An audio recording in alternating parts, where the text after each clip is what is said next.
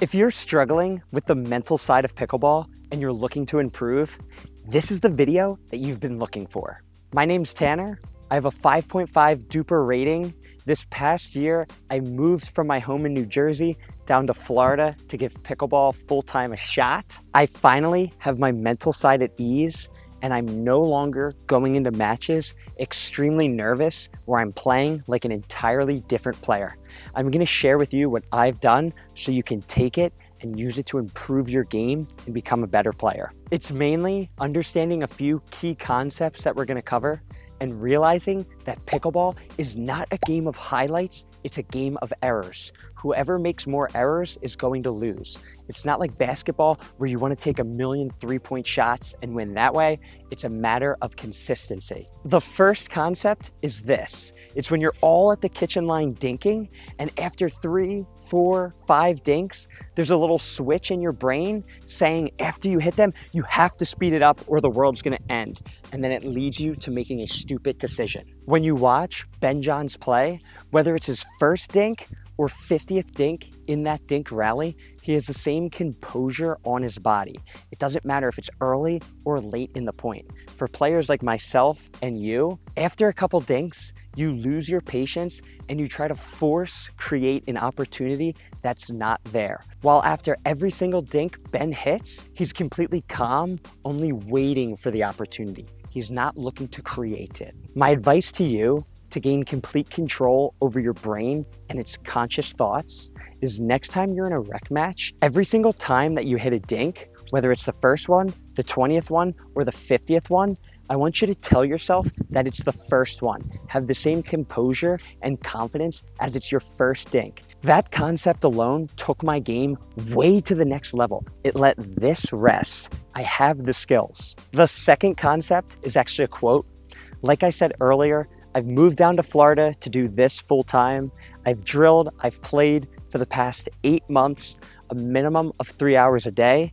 And that quote is, miles to be good, inches to be great. I've done the miles training. I've put the work in. I know that in my brain. However, whenever I get out to the match, I seem to choke and it looks like I've never played before. Now, before tournaments or before a big match, I tell myself that quote, but more importantly, I believe that quote in my mental.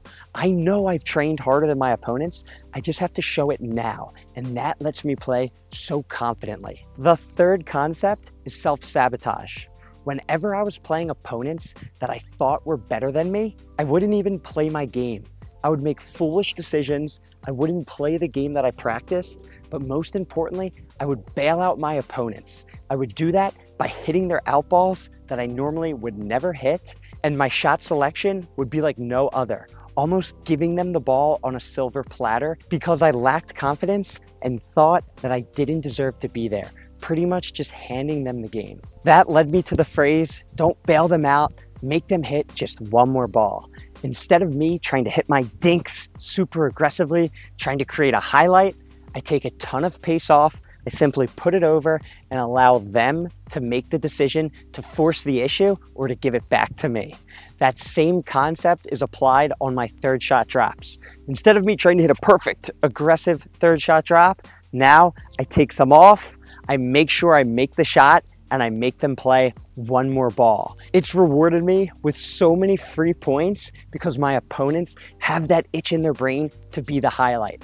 I'm calmed and I understand the role. That's the mental side and how it's helped me be a calmer player. Now I want to go into some actual strategies if you're in a match or a tournament that will help you gain confidence so you can play more freely. Start off the match driving your third shots instead of dropping them. If you're nervous, it's very hard to accurately hit a third shot drop. You're probably going to miss a lot of them into the bottom of the net.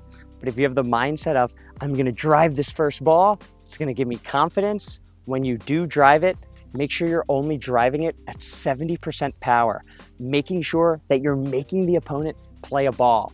It will lead you to an easier fifth shot drop, or if they're nervous or tight, they may volley it into the net. This will help you get your confidence up, so for the points to come, you'll already have made shots that's under your belt. You'll feel more confident dropping. The second strategy advice is if you're all at the net dinking and you're worried that you're gonna pop one up or miss one into the net, I want you to aim all of your dinks right to the middle of the court. Pretend there's a hula hoop right in the middle of the kitchen, and I want you to put every dink there. The net is lower there, it's closer to you, and you're not directly going at an opponent. So you're not crossing the path of anybody's paddle. You're simply putting the ball in play, it's unattackable, and it's giving you confidence hitting dinks until you eventually feel ready to start moving the ball out wide. If you think my tips have helped boost your confidence for actual match play, make sure to subscribe to my channel and send this video to a friend. I'm trying to make it on the tour, so the more my social media grows, the more likely brands will be to want to work with me.